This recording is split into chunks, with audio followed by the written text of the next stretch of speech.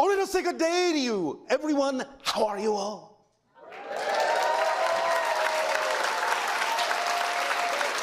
All right, thank you.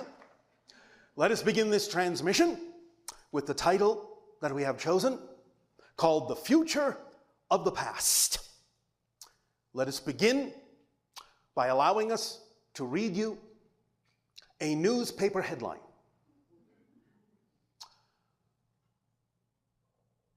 JFK assassinated today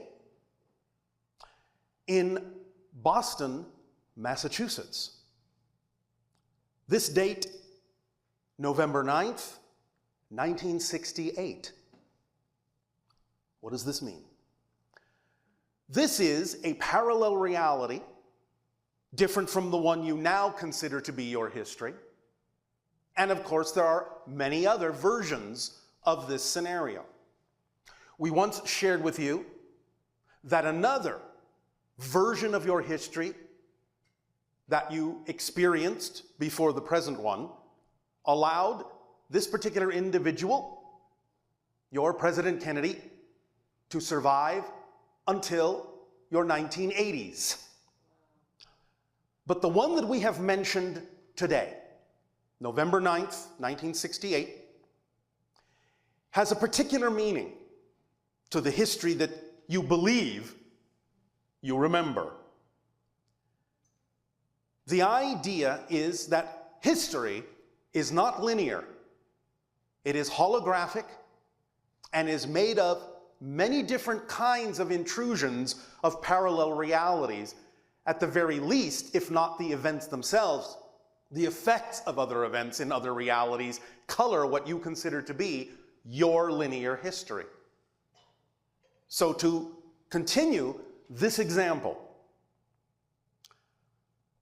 the idea to remember is that what you think of history is always changing, always.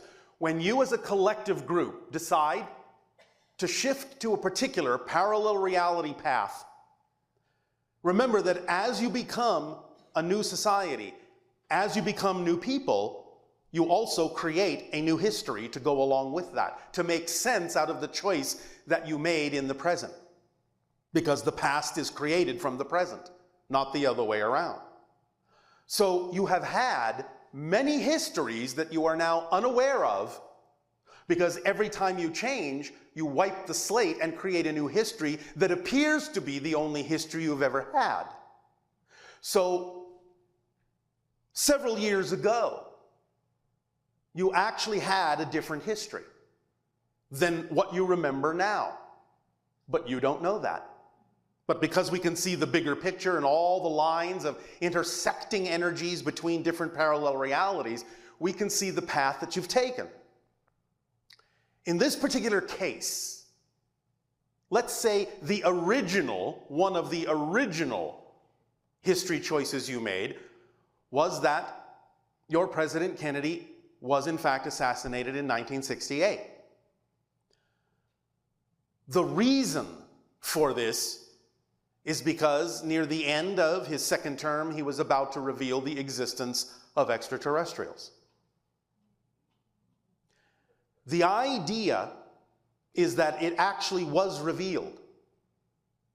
And in that particular parallel history caused so much chaos and so much collapse in your society that he was labeled as the cause of it. And someone assassinated him for that reason. Now, because of the societal collapse in that particular history that went along with the revelation of our existence, you decided to shift as a society and take another path. And to prevent it from happening, you chose a history where he died in 1963. And therefore never had a chance to reveal what he had planned to reveal. However,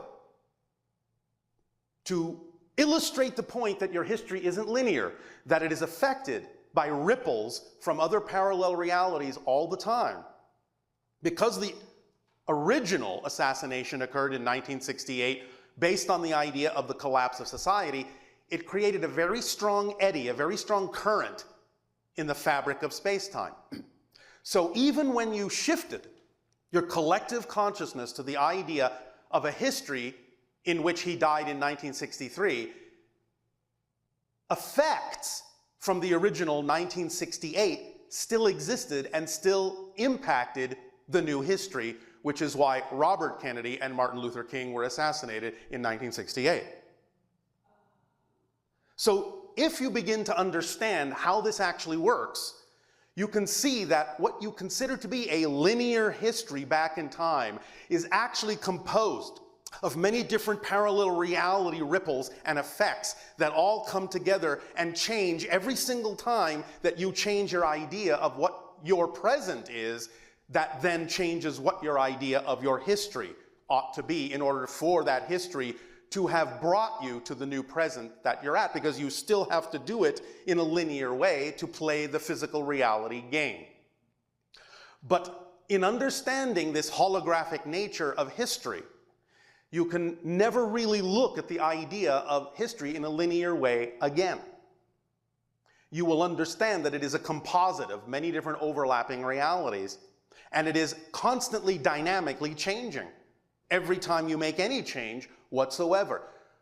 Not just the societal level, but your own personal histories as well, because as you become a new person, every time you redefine yourself, you create a new history for yourself. Now, if it seems to be the same, again, this is because you have wiped the memory of the old history, and the new history must appear to be the only history that's ever been there in order for it to make sense for the person you've defined yourself to be in present. Now, this doesn't mean that you don't sometimes choose to recreate similar events over and over and over again every time you define yourself and create a similar history to some degree.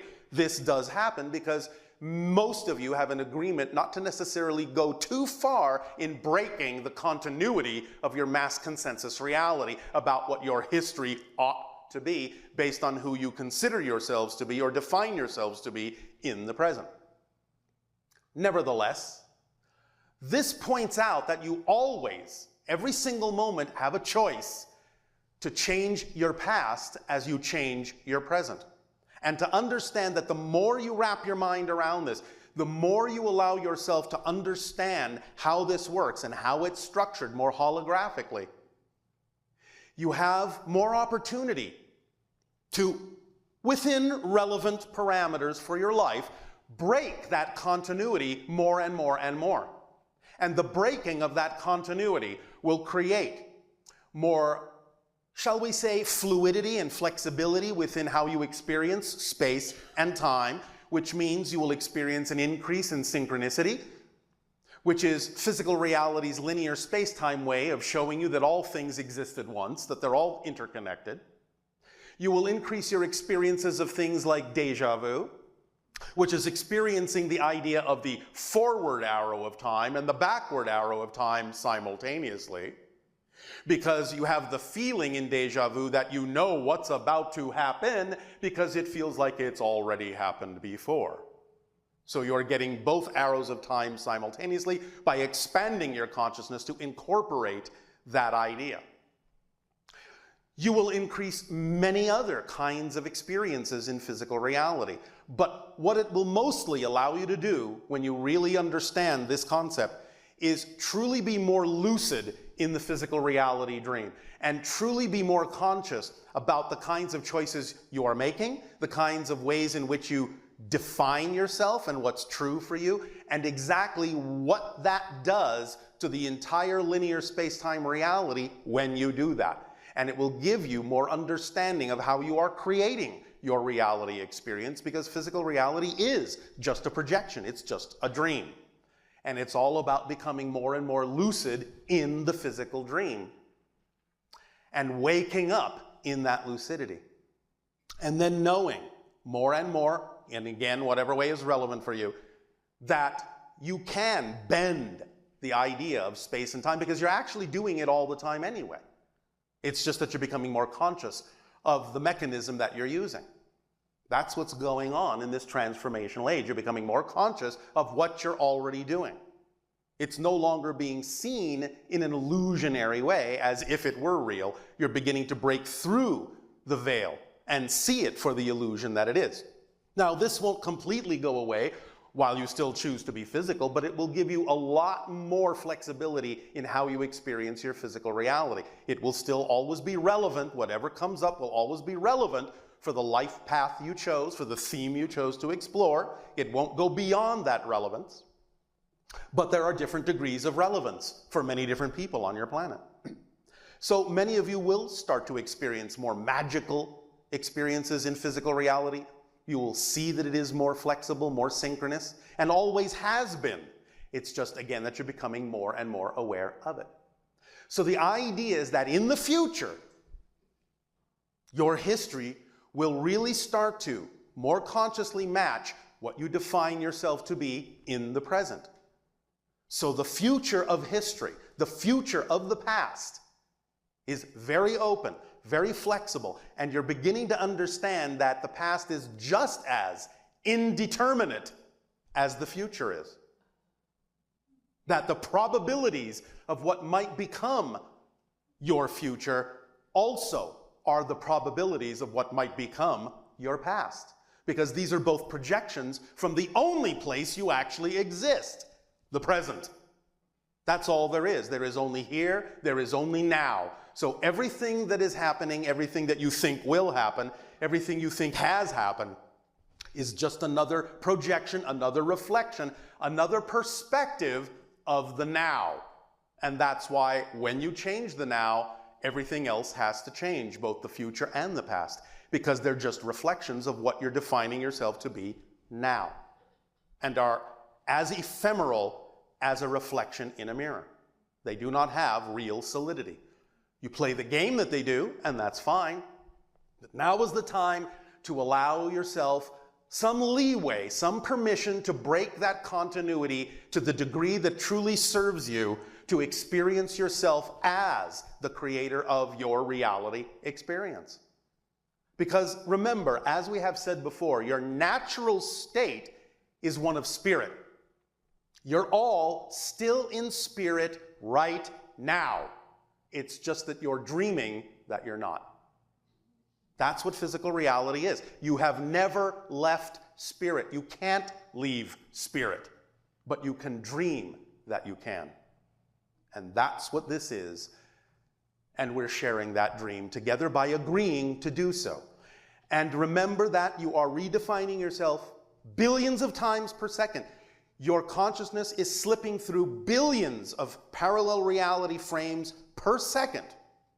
So at any given moment, you are always back to zero. You always have a clean slate. You always have the ability to redefine yourself in whatever way is truly relevant for the theme you chose to explore. And there's a lot of leeway in that. None of you are stuck in any way, shape, or form, especially not in this day and age.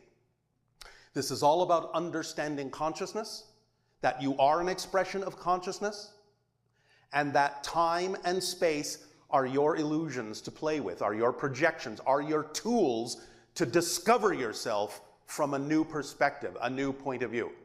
Because if you don't forget who you are, you can't remember who you are from another point of view. That's why you have this physical dream.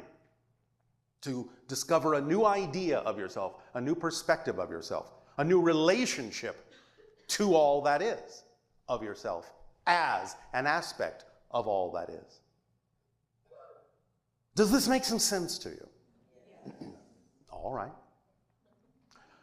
So, we share that idea with you, that history is always changing, never static, exactly to the same degree that you believe your future probabilities change. But you, here, squarely in the middle, in the now, in the present, the fundamental you never changes. The structure of your consciousness never changes. The expression of it does, the form of it does, but the basic fundamental you will always be you. It will always be your perspective from which you are having any experience of a future or a past. It will always be from your perspective that you will have any experience of physical or non-physical reality. It will always be you, from your perspective, that will have any experiences of other dimensions, other realms, other parallel realities, anything you can imagine. It will always be you having the experience, because you are the constant. You are the structure that never changes. But your relationship to yourself, your perspective of yourself, always changes. Your experience of yourself always changes. And you get to decide in what direction it will change. The more lucid you become in this physical dream, the more you surrender to your true self, the more you will realize that surrender is actually control, because you are already in control. You've just forgotten that you are. So remind yourself and play with this idea of holographic history and see the bigger picture so that you can understand the relationship of how parallel realities work together to create not only the probable future, but the probable past, and how this informs you so that you can make more aligned, more harmonious decisions about who and what you choose to be in the present.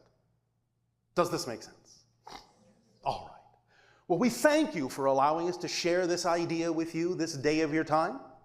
And in return for the gift of sharing that you are giving us, I ask now, in what way may we be of service to you? You may begin with your questions and dialogues if you wish.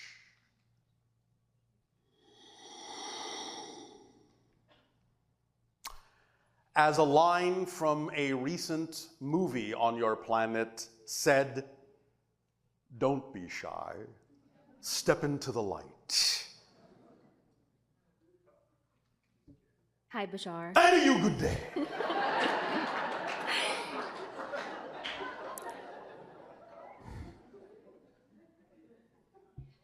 Speak up and be bold and share what you have to share so that all may hear. Okay.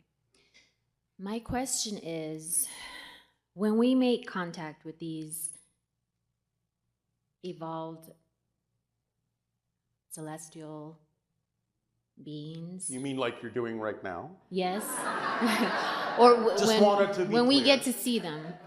My question is, as a human being, like where do we focus our attention in our body? Since we are intuitive, sensitive beings.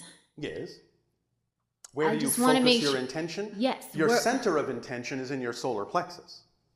But the idea in general is to allow the system of your body to work in a holistic way and not necessarily focus too much on the details of the system, except when and where it seems appropriate to do so. But the way in which, as we have often said, you allow the whole system to work and allow your intention to be automatically focused where it needs to be, when it needs to be, is by acting on your highest excitement to the best of your ability with absolutely no insistence on a particular outcome.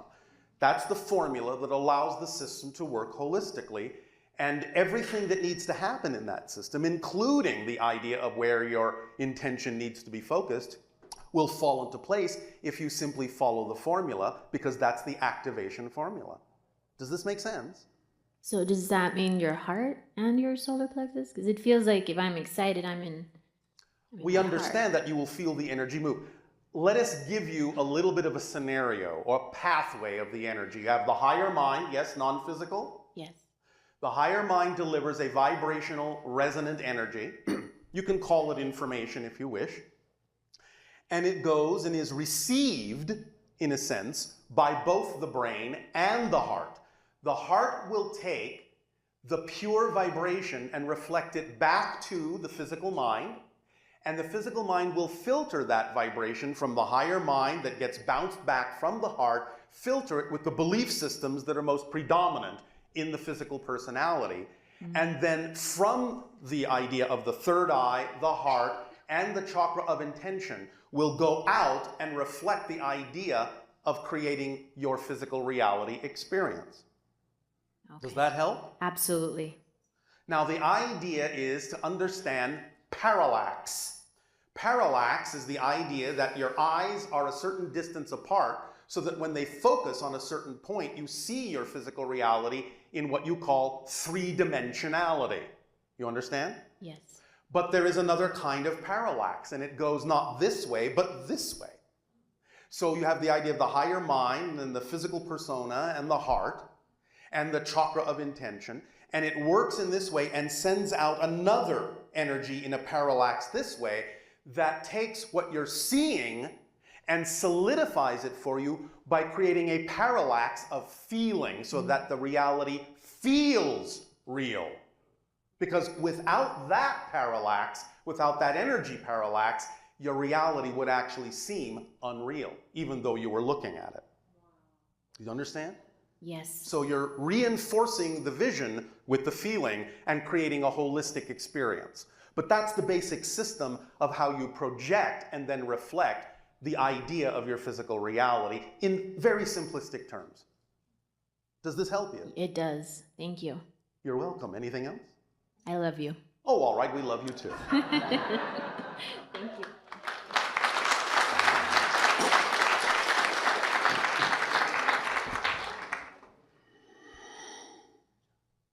Hi, Bashar. And you good day. To start with, I just wanted to express my appreciation for us being able to speak today. Our gratitude and appreciation to all of you as well for the co-creation of the interaction. So, continuing from what you've just explained to us, Yes. why some of us as human beings still insist on holding on to memories that are often painful of what we consider to be our past and say that they shaped us and that we are the person we are, we can't change? Because you've been taught to believe that that's true. It's just a belief. That's all.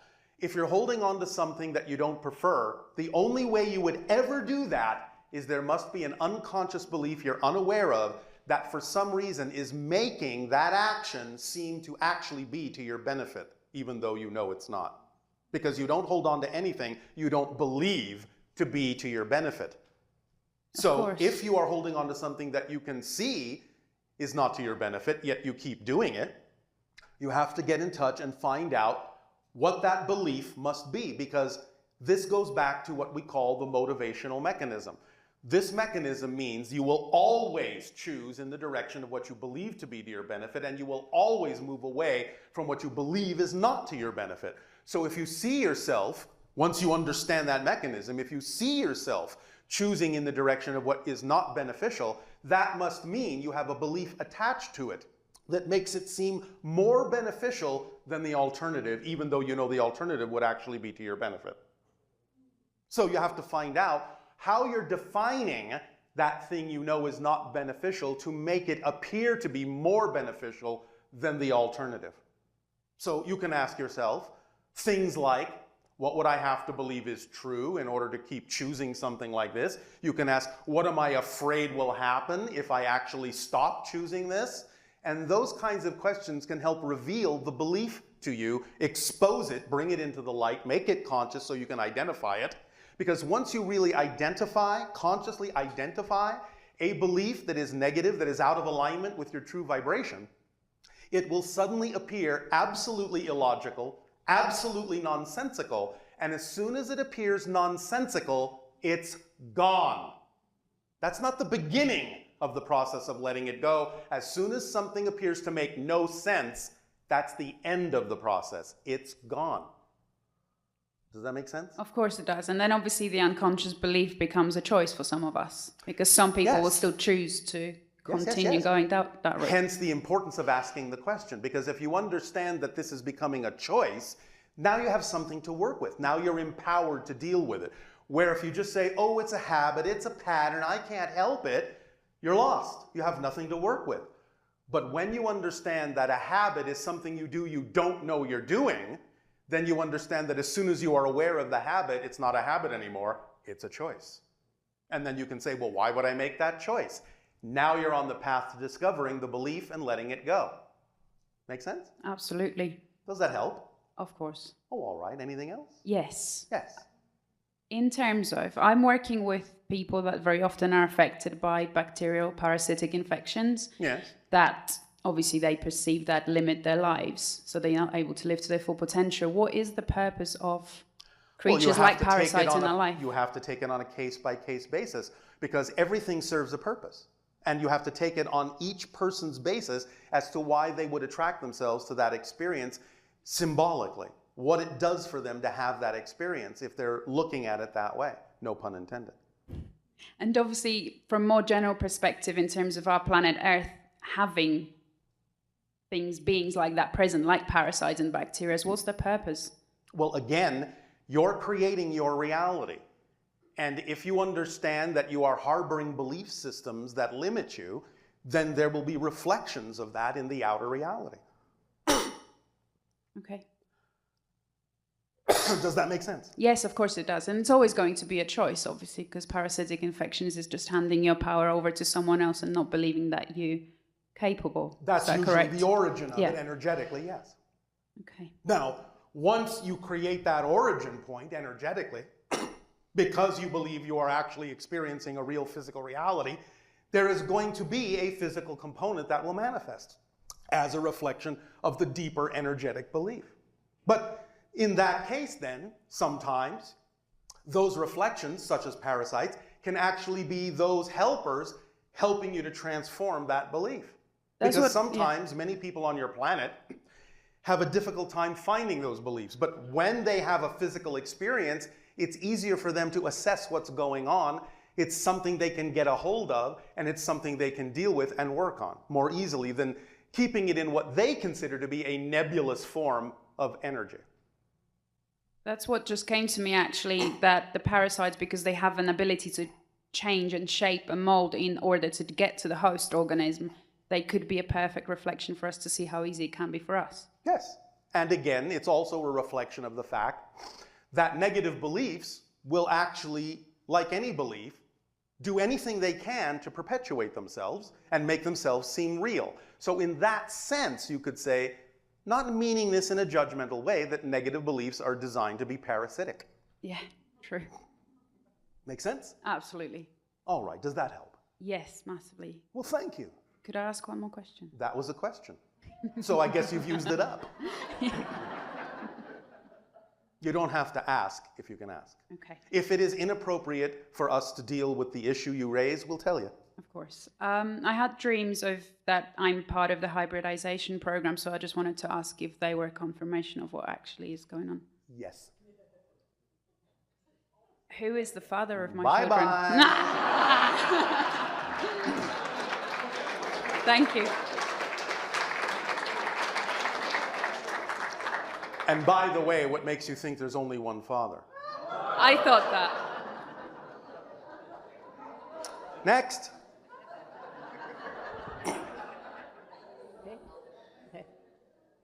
Hi, Bashar. Hey, you, good day. I'm so grateful to be here and to be here in Sedona where your ship is, and or above. Your ship is above. And I am just so inspired by the body of work that you and Daryl have co-created over the years, because it's really made my heart sing and feels like it's fed my soul on so many levels. All right, well, we thank you for allowing us to be a part of that process, but remember, you're the one making the choice to incorporate this energy in your life. So we didn't do it, you did. But we are happy to participate in giving you some options. Well, we're happy at your passion too, to be with us. Absolutely, or I wouldn't be doing it. All right. And remember, it is my passion to do this, whether you listen or not. All right. Well, I have a sort of a series of multi-layered questions about telepathy. Yes. And I feel like as a human, I don't have very much experience about it.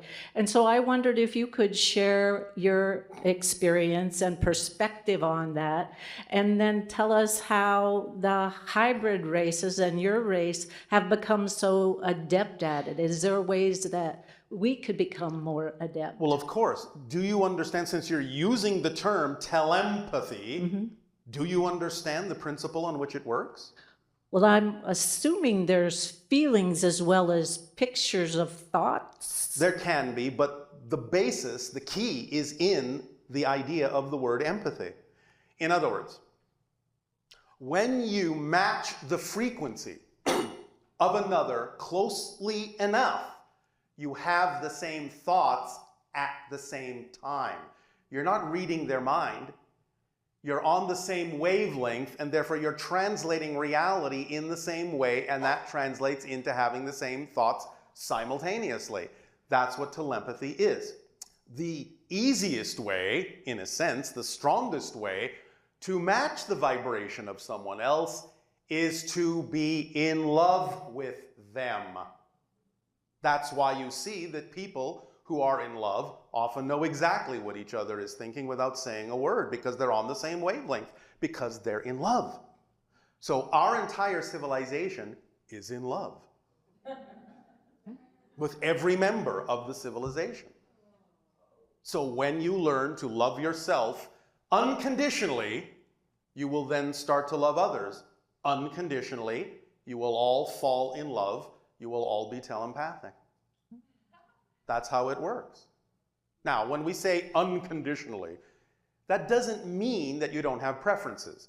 It doesn't mean you condone things that are out of integrity. That's not what that means.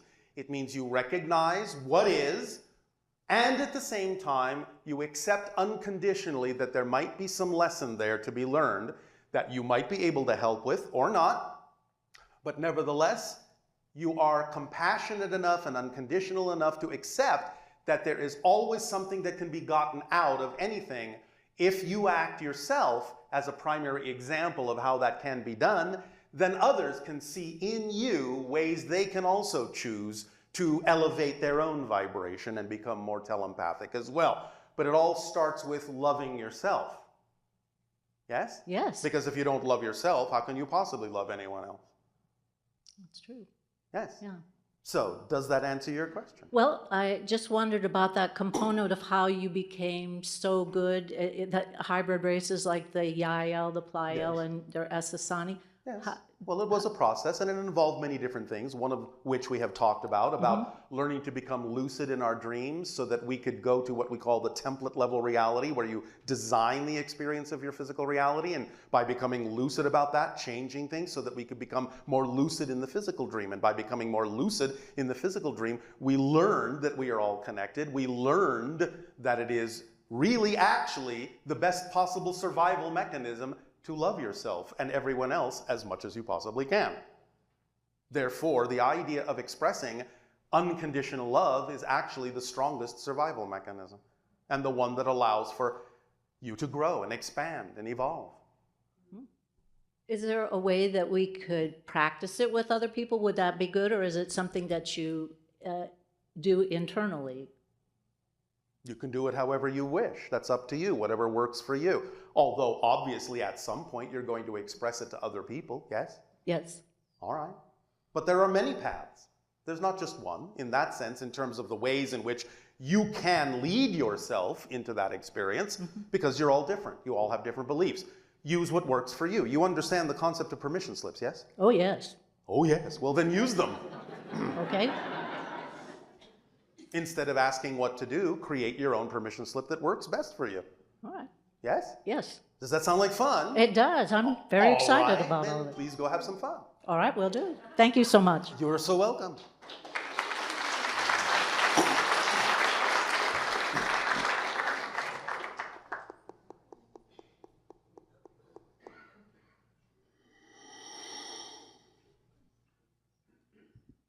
Good day, Bashar. And you good day. I have a question for you Concerning concerning a particular personal experience that I had, Yes. or that I had multiple from the time I was around 16 to 18. Yes. As I was sleeping during This involve visitations? I don't know if it's a visitation Or? the experience that I had while I was sleeping is I've always had very lucid dreams where I was consciously aware while I was sleeping that I was having a dream and I could do things Yes. in my dream That's what we're talking about. that I wanted to do. So, but in this particular situations that I had, I would have a dream that I was frozen, that I was kind of paralyzed, Yes, yes, yes. and I couldn't move. This is a typical symptom of being shifted to another dimensional reality, but still thinking you're in your own reality and trying to move in the same old way you're used to. When you can't do that in another dimension, you have to move differently. It's something that is sometimes actually done on purpose by certain beings who may assist you in shifting to another dimension, so that you will wind up in the dimension that they would like you to wind up in, instead of going spinning off into some other dimension. Well, that's good. It's sort of a stabilization process. Okay. But that's usually a symptom of shifting dimensions. Okay, shifting dimensions. I had done some research and I had found something that said that could have been a process of DNA being taken in the moment, or... Yes, yes, yes. That's why I asked you if we had visitation. Okay, well, I guess I did. Yes, you do. And so, what do you want to do with that information? How do you want to apply that in your life? I mean, I kind of already knew it happened. I just wanted confirmation. You have it. Thank you very much. Anything else? I was curious if my current girlfriend was part of a hybridization program.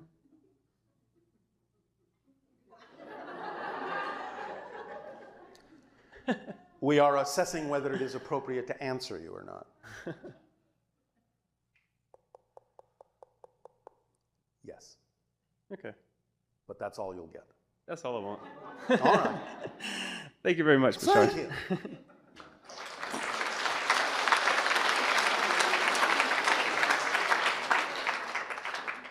There must be something interesting going on with your technology, because after every time we say thank you, there's this strange noise that fills the room. Hello, Bashar. Hey, you, good day. So there's this rumor that the certain factions of our government have alien vehicles that they've reverse engineered. To some degree, yes. They're not necessarily as sophisticated as you might think. Okay.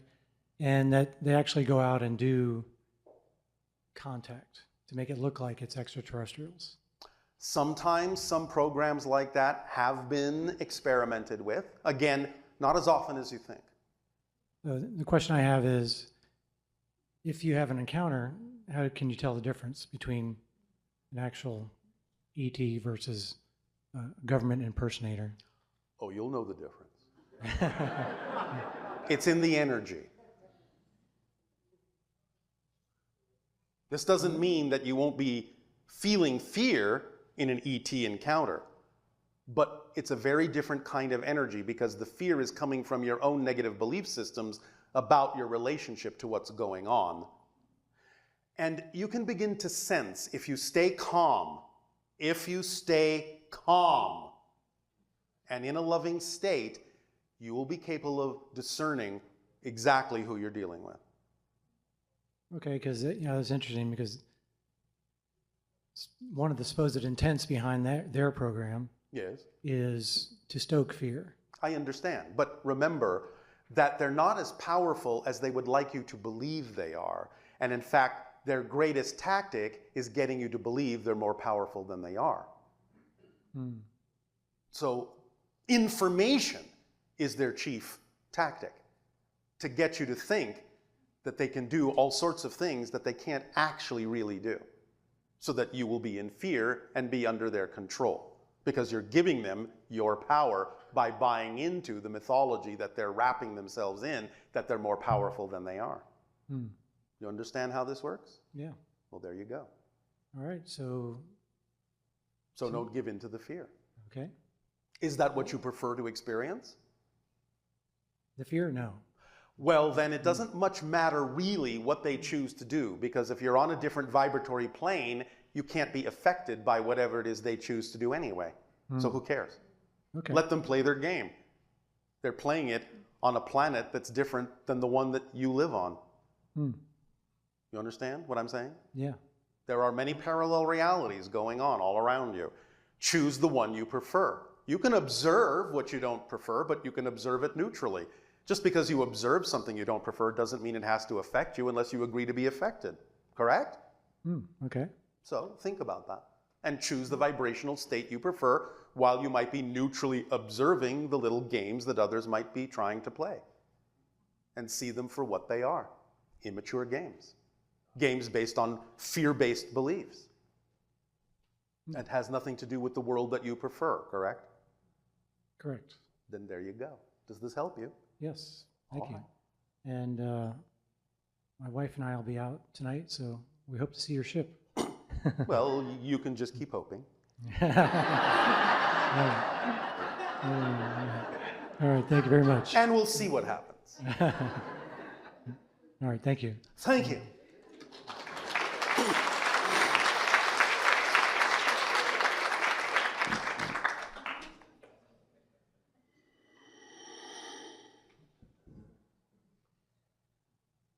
Hello. And a you good day. A lot of us here would like to meet our star family soon, like within 2 years.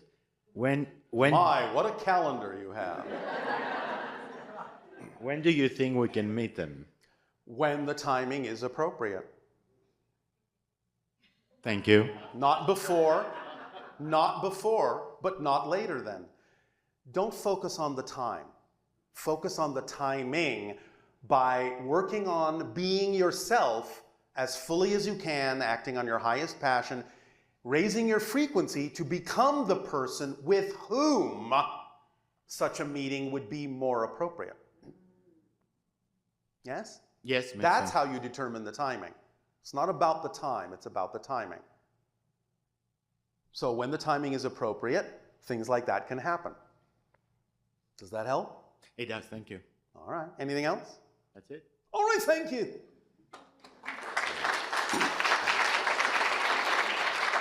Now, we have said and still perceive that a general window in which more open contact can begin to occur is still the window of your years 2025 to 2033. That's the highest probability window in which the beginnings of open contact can most likely begin to occur. So sometime in that window, to some degree, depending upon where any individual is at with the idea of having those kinds of encounters, it will determine where you fall in that window. Hello, Bashar. And a you good day. Thank you. I also would like some kind of confirmation. Oh, all right.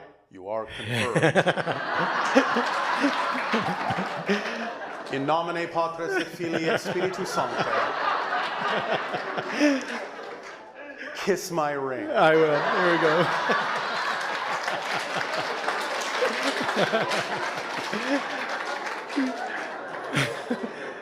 Thank you for that.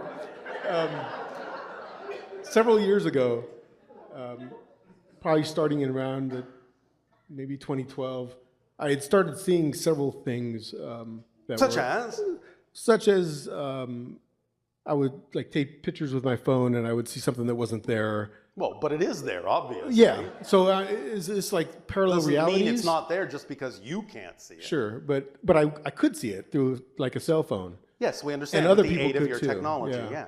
yes. Is that like a parallel reality, or is that a Oh, different it can dimension? again be many things. Yeah. That's the simplest answer, and in a sense, generally true, since anything that you would consider to be not quite part of your reality would be generally a parallel reality. But yes, it can be many things. It can be spirit, it can be literally seeing someone in a parallel reality, it can be the idea of a projection of consciousness from another dimensional level, it can be something you would equate to a ship in energetic form, it can be many different kinds of things. You have to take it kind of on a case-by-case basis, depending on the circumstance. Okay. And also, in the same sense, at that time, I was living in, say, the Bay Area, California. The Bay Area, California. Yes. You And said to say that. I was living in the Bay Area. Oh, all right. I no longer live there. But if I look at people's posts on, say, Facebook, Yes. and I could see in their posts, I could still see things that I guess normally other people wouldn't see. All right, all right. Look, So- this is the natural evolution of your senses going into fourth density. You will start to see things first, perhaps, sometimes with the aid of your technology to kickstart you, but you will start to see things with your senses, hear things with your senses, and so on and so forth, that are all around you all the time, but are usually invisible to you when you exist only on a certain level of frequency. But as you raise your vibration, your senses become more acute. you're capable of perceiving things that exist around you that are heretofore invisible. This is a natural part of the evolution of the raising of your frequency of consciousness. So get used to it. Very good. Thank you. Yes. Also, I'm probably not going to pronounce it right, but Nebulu? It's a. You're talking about Nibiru? There you go. Yes. Yes. What does that have to do, or the relation? What is that going to happen with us anytime soon? No. No, No. it's not. No. Okay. Very good. Perfect. Thank you very much. You are revisiting the idea that it represents energetically in terms of realizing and awakening to your connection to the ancient extraterrestrials you refer to as the Anu or Anunnaki. Being that you contain their genetics because they were responsible for transforming Homo erectus, Homo habilis into Homo sapien with their own genes. Do you understand? I think so.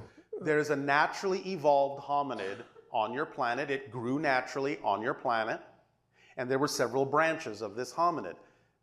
The extraterrestrial beings that visited your world that were looking for helpers for a certain task actually decided to infuse some of their genetics into one branch of those naturally evolved hominids to create Homo sapiens to be more like them so they could communicate with you and basically tell you what they needed you to do.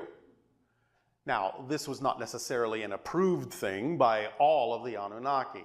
And so eventually they were told they needed to leave and leave you to evolve on your own as a truly sentient species.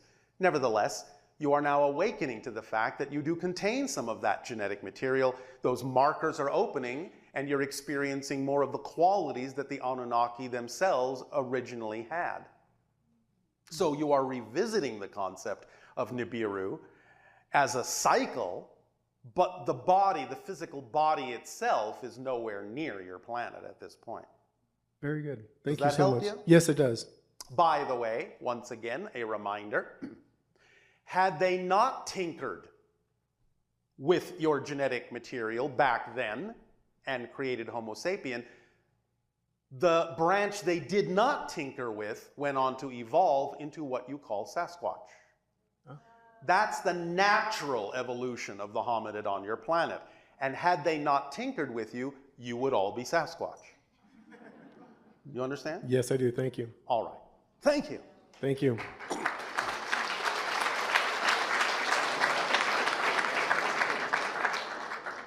By the way, had they not tinkered with you, you also would not have evolved the concept of religion in the way that you did. You would simply have, as you're rediscovering, a concept of a natural relationship to creation rather than intermediaries. It was because many of them made you believe they were gods and allowed you to worship them that the entire basis of religion was created on your planet. You wouldn't have it if it wasn't for their existence in your lives back then, about 500, 300,000 years ago. Yes, it is. And again, we're talking holographic history because there are many versions of this. You are evolving to a point where you will have a version that will serve you in the best possible way, which is one of the reasons why, when open contact actually does occur, one of the gifts you will be given is what you might think of as your true history on Earth. All of it. All the missing pieces. Everything. And then you will get to decide which parts you relate to and how you can allow yourself to be the people that you prefer to be, that would be representative of the kind of people that would have been created by the true history. That is in alignment with who you truly are. That's what we mean by true history. Not that there is only one history that is true, but that it is the history that is true for who you prefer to be, vibrationally. Does this make sense? Yes. All right. And so? Hello, Bashar. And to you, good day.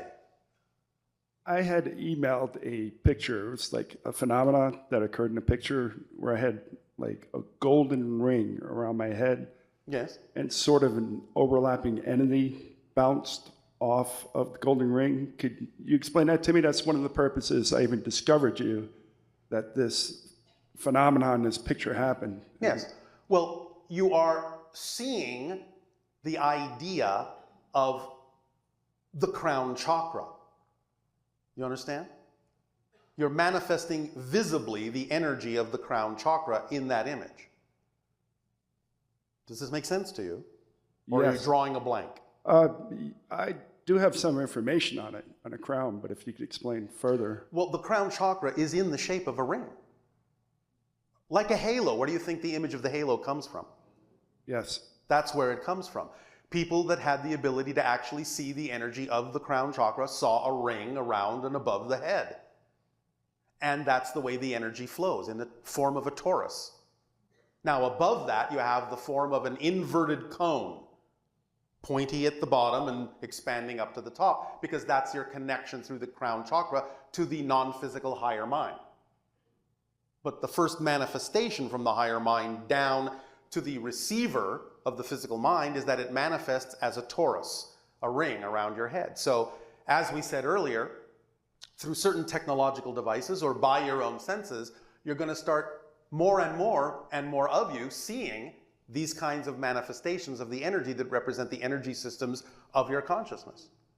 What's the significance of the entity bouncing off it? The idea of peering into the level where you can manifest visibility to those kinds of energies can also give you the ability to peer into the dimensions of spirit, and therefore you might have caught a glimpse of one of your guides hanging around, saying cheese. Okay.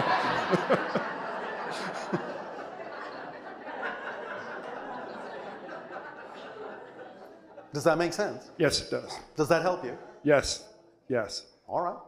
When I was younger, I had experiences with basically extraterrestrials, Yes. but we didn't know what they were. We just thought Yes, yes, yes. there were things that just lived in the woods and stuff. Well, there are things that live in the woods. Nevertheless, Well, unnatural things. Anyway. everything is natural. Everything is natural. There's actually no such thing as supernatural. It's just the nature you don't know about yet. Everything is natural. Can you give me any insight on myself and the experiences we had? Well, you with did my have family some younger? extraterrestrial connective encounters. And you have encountered other things as well that might be called nature beings, nature spirits. Well, how would you know if you ever been abducted? What would be an indicator of it? An indicator of it would be asking if you've ever been abducted. Okay, have I ever been abducted? Thank you. Have I ever been abducted?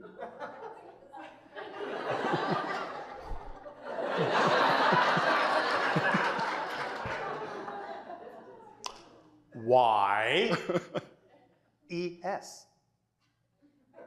Why, yes. Y-E-S. Oh. Never mind. Yes. Okay. Thank you. I thought you were asking me why. I'm like, why? I know. That's why we did it that way. One more I got. I had a few experiences in my life where I think that I died or I should have died. Like, I didn't In many really- cases, people do, and you have had at least one, as we can read your energy. The idea is that, again, you're always given a choice, and many times people will actually die, but be given a choice to continue the life in a parallel reality so similar that they think they just escaped somehow mysteriously, but they actually did die. No, but this wasn't. This was not a mysterious escape. This was almost impossible. That I That's jumped into what a we wedge mean. wave. Into a wedge wave in Yes, Newport that's Beach. what we mean. Okay. It seems like it couldn't be possible. What's the mystery? It couldn't be possible that I could have escaped death. The answer is, most likely, you didn't. But you were given a choice to continue, and you chose it. Can you So give- sometimes you will remember the idea that seemed impossible for you to escape, and sometimes you won't. It just depends on what you choose. Can you give any information on the Edgar Cayce Radiac? Have you ever heard of a Radiac device? Define. It's like an impedance device. You know, Edgar Cayce in readings, We understand Edgar Cayce. he recommended a couple thousand readings using what is called and referred to as a Radiac. Generally speaking, yes, we're talking about the understanding that everything is based on resonance, on frequency, on vibration, and therefore you can make adjustments in the health of the body by finding the frequencies and imbuing or immersing a person in the frequencies that represent their natural state of health. You can also diagnose this way by understanding the different frequencies of different kinds of diseases like a map and reading them with such devices and then tuning the device in such a way as to mitigate that frequency and bring that area back into alignment. Yes. Yes, that's the way he explained it too, Yes. to some extent. So therefore, this is a technology that we understand many people on your planet are beginning to experiment with, and it will improve in what you call your future. Yes, and so? There's a reason for you asking this? Yes. Is this something you're interested in pursuing? No, well, I use it now. Is that why I have the like supernatural experiences that I do have? Have what? Like everything's what? everything's natural. Thank you. We are becoming selectively deaf to certain terms. You're really funny. So we've been told. But really? Yes. You should see how many of us are always laughing at you. Yeah, I can picture that. You and all of you are some of the greatest entertainment in the galaxy. Yes, it's true. Nevertheless, follow your passion and experiment. Yes? Yes. Thank you. All right. Thank you. Thank you.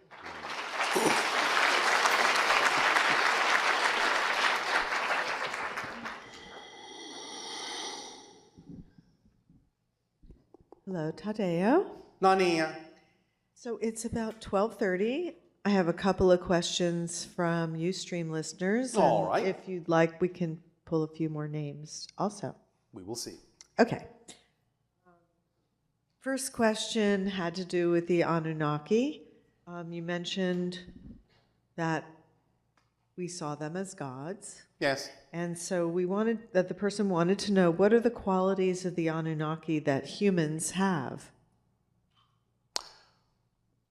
The idea of inherent psychic abilities, telepathic abilities, the idea of shifting into the gamma frequency, the idea of out-of-body projection relatively easily, and many other traits, including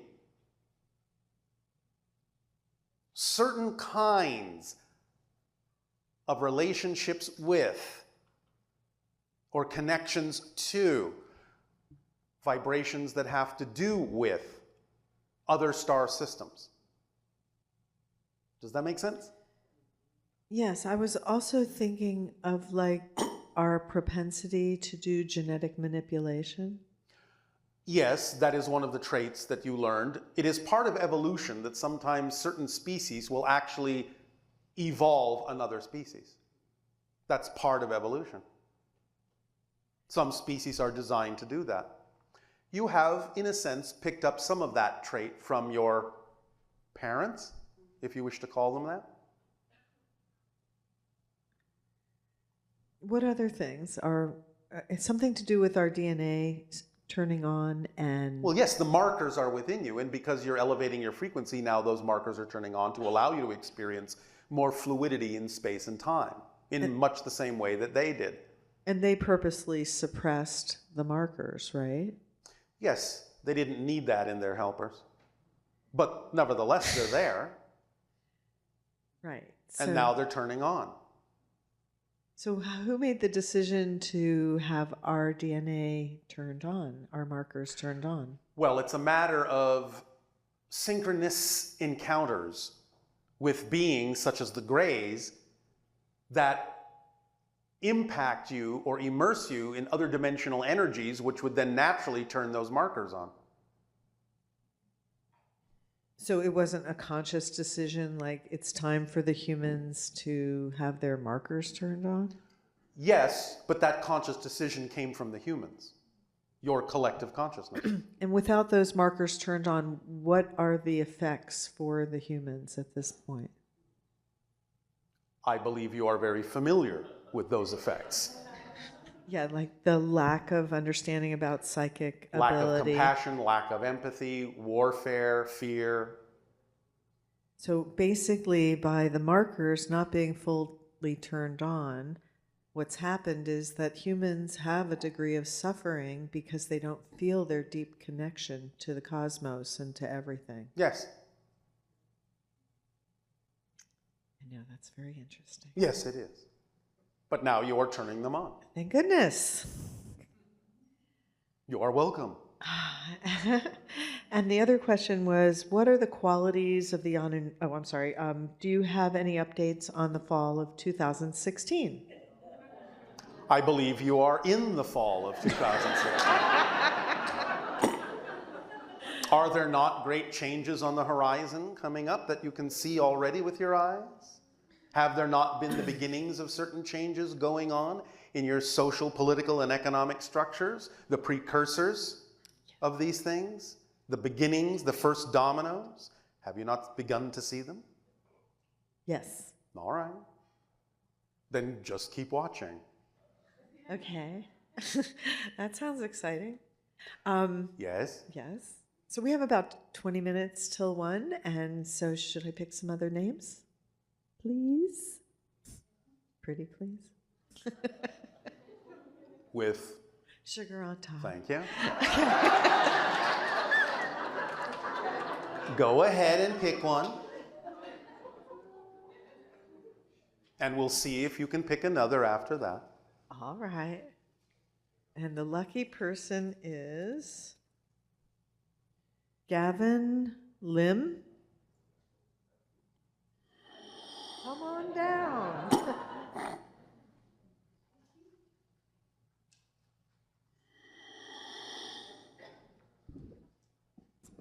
Hello. And to you, good day.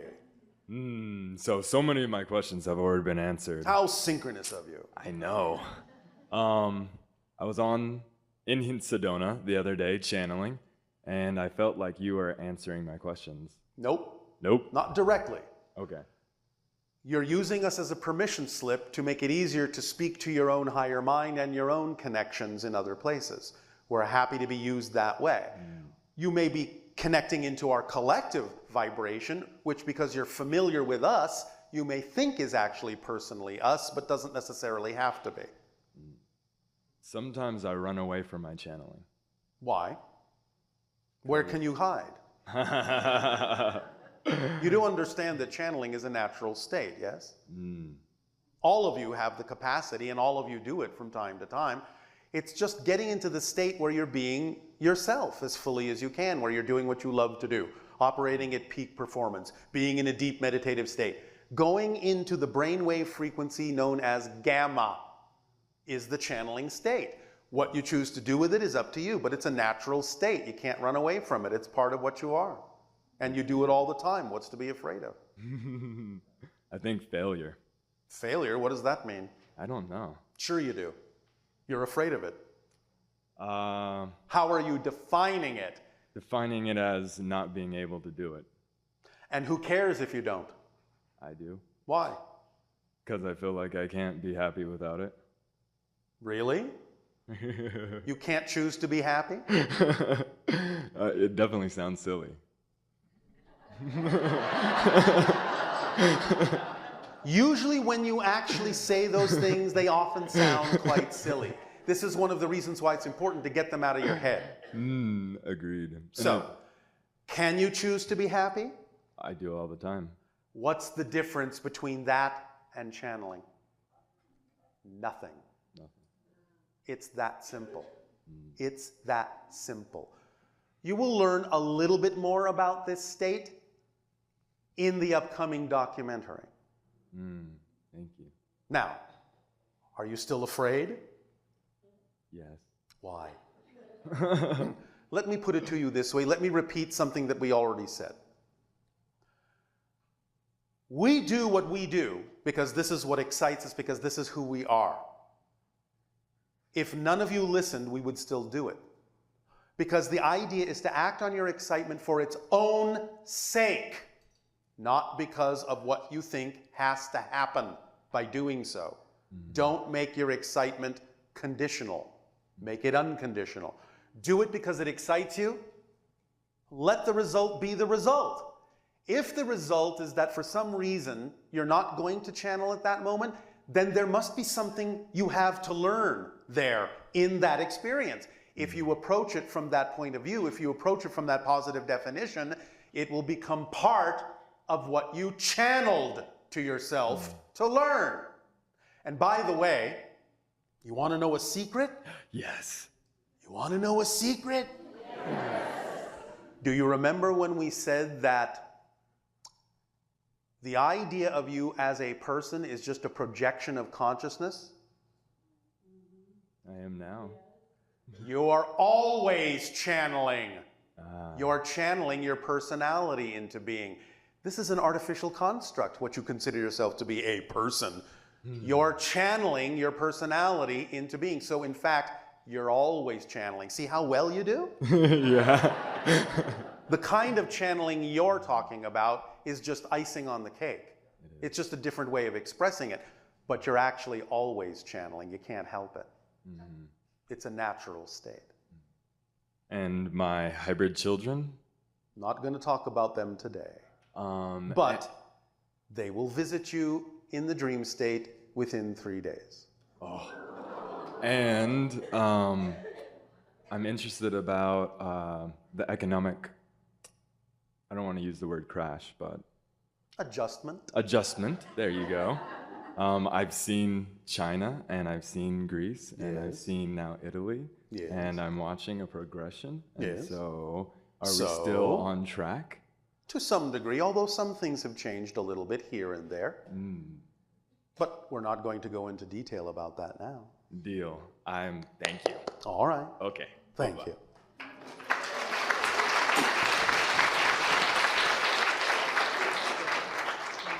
Nania? Yes. Would you like to pick one more? I would.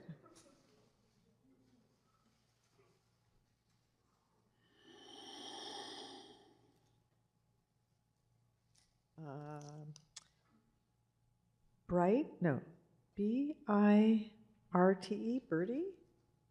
Merg? Meng? Okay, I got it. You got it.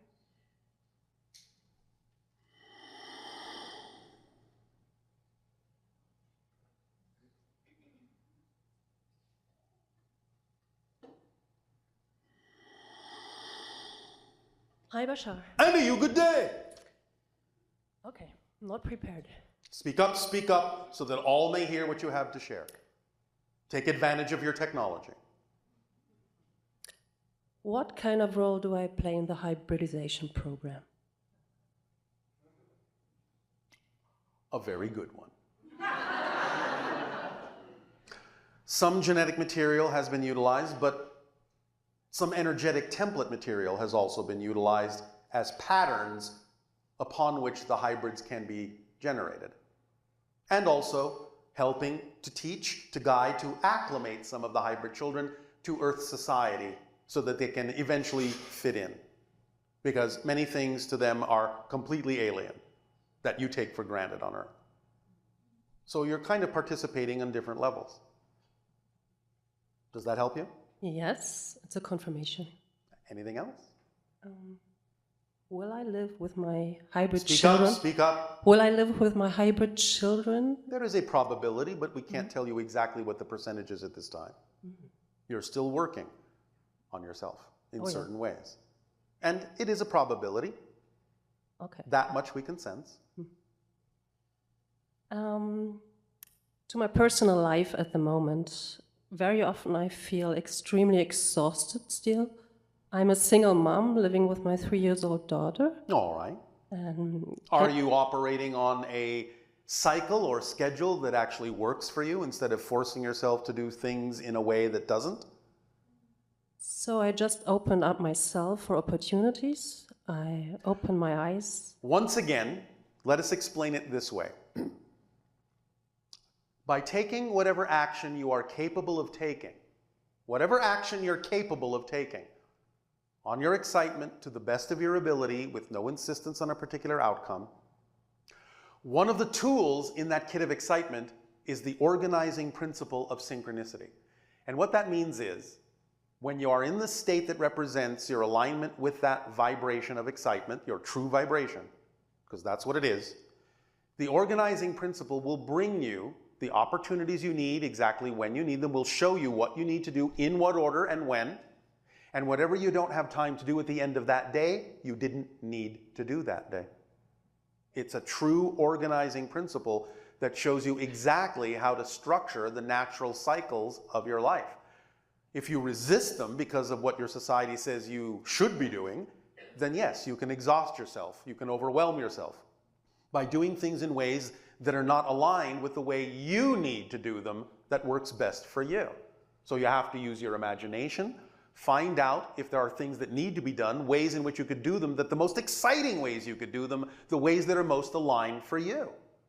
And then you will start to flow, and you will actually be energized instead of exhausted. You don't have to do more than you truly need to do. Let the organizing principle show you what it is you actually need to do and when you need to do it and how much you need to do, by following your excitement to the best of your ability with no insistence on a particular outcome. Does this help? This helps, yeah. Are you feeling a little bit more relaxed? A little bit. All right. Well, you can keep going in that direction if you will be willing to wrap your mind around this principle and actually apply it in your life more and more to whatever degree you're comfortable doing so. Yes? Can you tell me, how can I help to serve my daughter in a better way, that she can have an exciting life? All and right. me too at the same time. Yes, yes, yes. There are many things you can do for the children being raised on your planet at this time. Number one, as the parent and the teacher, in a sense, you have to have the imagination to be able to create very interactive, creative environments that allow them to explore in a safe environment the consequences of choices that they make, so they can learn that there is a connection. You can teach them they are as powerful as they need to be to get everything they need in life without having to hurt themselves or anyone else in order to attract it. You can adapt whatever it is you believe it's important for them to learn in life on Earth to what excites them, instead of adapting their excitement to what you think they need to learn. In other words, look for what already excites them and adapt the lessons to their excitement. Put it in the terms that excites them, and they will eagerly learn. Those are three of the most important things to do. Create an interactive, creative environment, loving environment, safe environment that teaches them consequences of choices. Teach them that they are as powerful as they need to be to attract whatever they need, not want, whatever they need in life that's relevant for them, without having to hurt themselves or anyone else in order to attract it. And I see in my daughter very often a very strong will, like very powerful. Yes, yes, yes. And Well, a lot of most children anger are. too. So can you tell me something about her anger?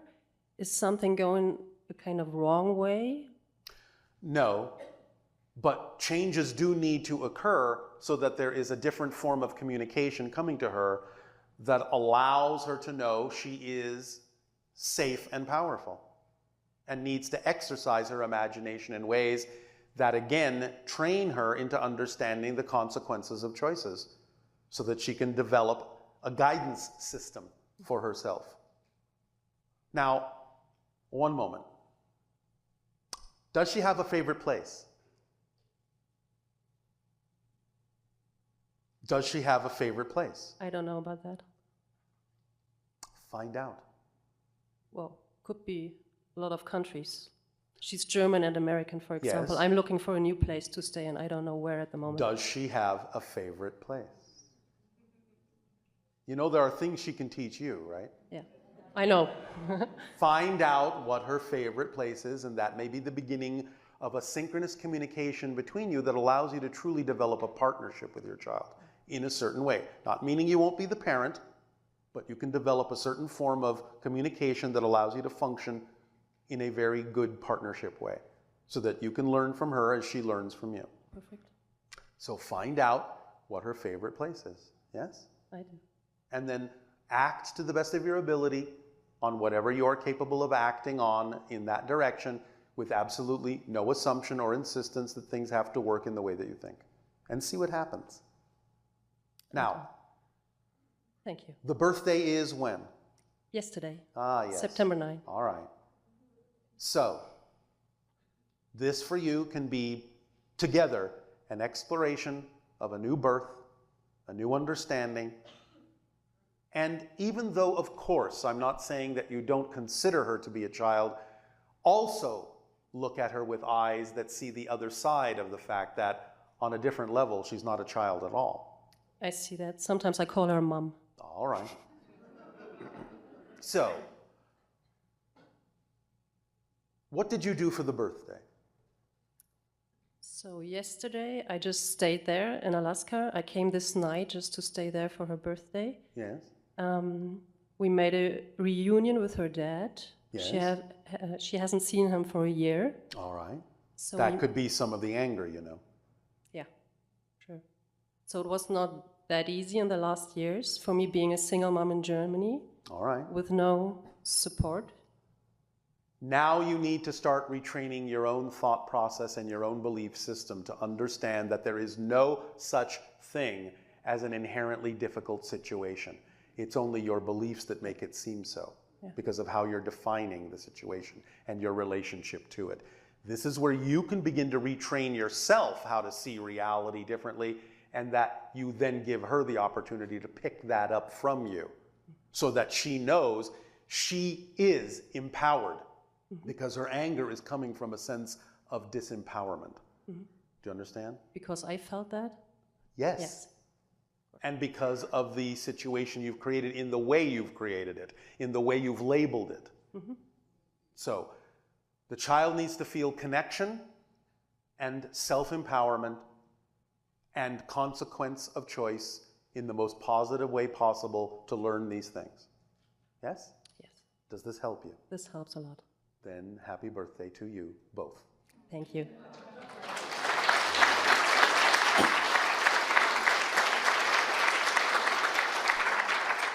Nania, Yes.